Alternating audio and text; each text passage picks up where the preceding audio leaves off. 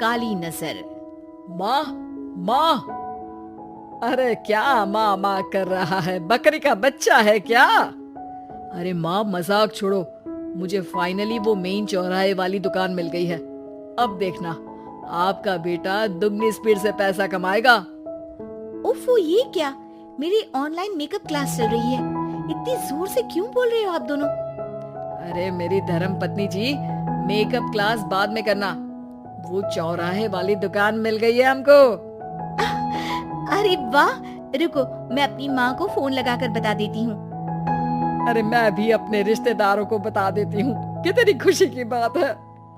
हाँ हाँ, मैं भी अपने दोस्तों को बता देता हूँ। 1 हफ्ते बाद रजिस्ट्री है। बस घर में खुशी का मौका था। उन तीनों ने अपने अपने फोन उठाए और लोगों में बात फैलाना शुरू कर दिया। और रही सही कसर श्वेता बहू ने अपने पड़ोस में सबको बताकर कर दी। अरे वर्मा आंटी, अब हम भी जल्दी कार ले लेंगे। घर का रेनोवेशन होगा और ठाट से रहेंगे हम भी। अरे ऐसा क्या हुआ? लॉटरी बाटरी लग गई है क्या? अरे इस बार चौराहे वाली मॉल में हमको भी दुकान मिल गई है। दुकान नंबर 21 जो एकदम चौराहे पर है। अब ग्राहक बढ़ेंगे तो आमदनी भी बढ़ेगी ही ना।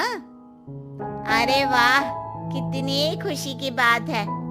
मैं बहुत खुश हूँ तुम्हें इतना खुश देख के।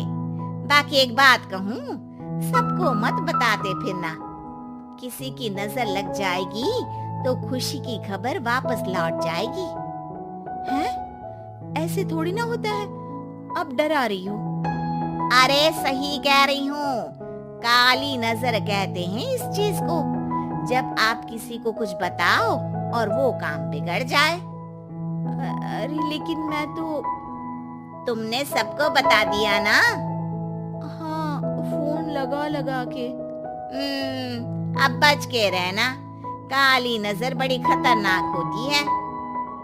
श्वेता इतनी खुश रहती है कि वो वर्मा आंटी की बात पर ध्यान ही नहीं देती, जबकि पड़ोस में और भी लोगों से खुशी की खबर शेयर करती रहती है। अगले दिन राजेश बहुत दुखी होकर घर आता है। अरे बेटा, क्या हुआ? मुंह क्यों सूजा हुआ है? मधुमक्खी ने काट लिया क्या? माँ, वो दुकान किसी और के पास चली गई।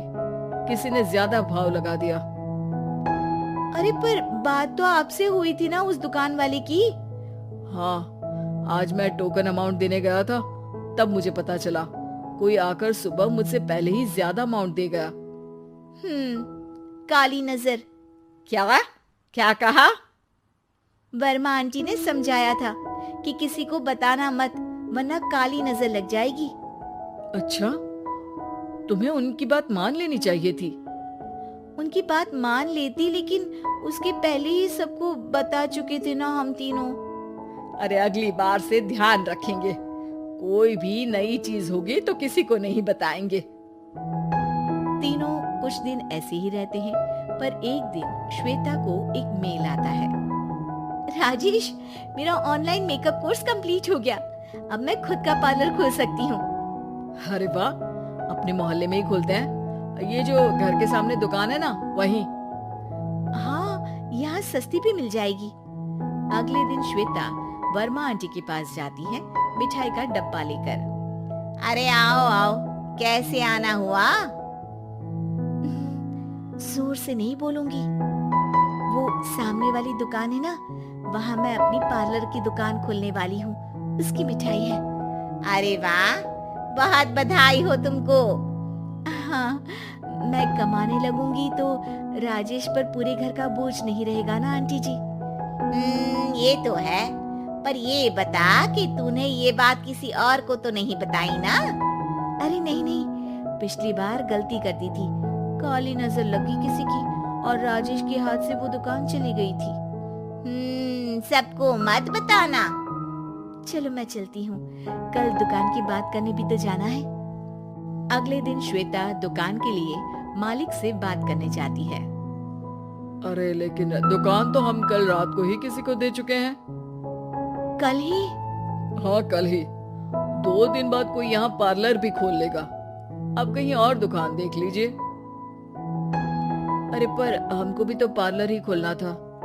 भैया एक ही दुकान है, आधी आधी तो नहीं दे सकता ना मैं। राजेश और श्वेता घर पर हताश होकर आ जाते हैं। इस बार तो किसी को बताया भी नहीं था, अब किसकी काली नजर लग सकती है। सुनो, तुमने माँ को बताया था क्या? अरे कैसी बात कर रही हो, माँ की नजर थोड़ी ना लगेगी। पक्का तुमने किसी को नहीं बताया था ना? सिर्फ वर्मा आंटी को बताया था, उन्होंने ही मुझे किसी को नहीं बताने को कहा। अरे यार तुम भी सही हो, मेरी माँ को नहीं बताने को कह रही हो, पर वर्मा आंटी को बताना तुम्हें जरूरी लगा। अरे वर्मा आंटी ने ही तो काली नजर के बारे में बताया था ना, वो हमेशा हमारा भला ही तो चाहती है। मेरी माँ भी हमारा भला ही चाहती है। अरे पर चिल्ला क्यों रहे हो, बात नहीं कर सकते क्या आराम से? नहीं आता वो आराम से बात करना, और करना भी नहीं चाहता हूँ मैं। दुकान जाने का दुख गुस्से में बदल गया था और राजेश और श्वेता में बात बंद हो गई थी। 2 दिन बाद मोहल्ले में पार्लर का इनॉग्रेशन हुआ, जिसमें मोहल्ले के सभी लोगों को बुलाया गया, पर श्वेता, राजेश और माँ नहीं जाते। माँ अंदर आ जाओ, क्या देख रही हो? अरे नया पार्लर देख रही हूँ अपने आंगन से। देखो, माँ को दूसरे का सुख देखने में कितना मजा आ रहा है, मेरा दुख नहीं दिख रहा इन्हें। यहाँ मेरा पार्लर भी तो हो सकता था। अरे चुप रहो यार, हर बात में लड़ाई क्यों ढूंढ रही हो? राजेश और श्वेता फिर बहस करने लगते थे। तभी माँ ने दोनों को बाहर बुलाया। अरे जरा देखो तो, दुकान चलाने वाले का बोर्ड पर नाम क्या लिखा है? श्रुति वर्मा। गाड़ी निकाले बेटा, हमें कहीं जाना है। काली नजर का इलाज कराने। राजेश अपनी बाइक निकालता है। तीनों ट्रिपलिंग कर रहे हैं। माँ राजेश को उस मॉल वाली दुकान पर लेकर जाती है जहाँ राजेश अपनी दुकान खोलने वाला था। यही दुकान लेना चाहता था ना तू? हाँ, पर इनको भी दुखी करने लेकर आई हो क्या यहाँ पर दुकान दिखाकर? वहाँ काफी नहीं था? अरे श्वेता थोड़ा सब्र रख, अभी पता चलेगा कि हम यहाँ क्यों आए हैं। बता, इस दुकान चलाने वाले का नाम क्या है? अनुपम वर्मा। कुछ समझ में आया? वो दुकान वाली श्रुति वर्मा, ये दुकान वाला अनुपम वर्मा, और हमारे पड़ोस में हमने उस दुकानों के बारे में बताया किसको था? वर्मा आंटी को। मतलब वर्मा आंटी ही हमारा काम बिगाड़ रही है? नहीं नहीं, ऐसा नहीं हो सकता, ये बस इत्तेफाक है।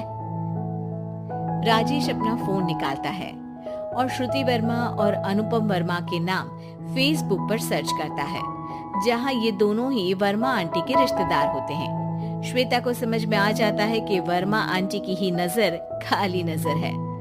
अब क्या करना है? कोई भी खुशी की खबर हो तो काली नजर से बचना है, यानी वर्मा आंटी से बचना है। अरे पर मुझे ये समझ में नहीं आया कि वो हमारे साथ ऐसा क्यों करेंगी। अरे बेटा, एक सीख है, दूर के आदमी को आपकी तरक्की से कम परेशानी होगी, पड़ोसी को ज्यादा। दोनों माँ की बात में हामी भरते हैं और अगला काम चुपचाप करने की कसम खाते हैं, ताकि आगे से वर्मा आंटी कोई काम ना बिगाड़ सके।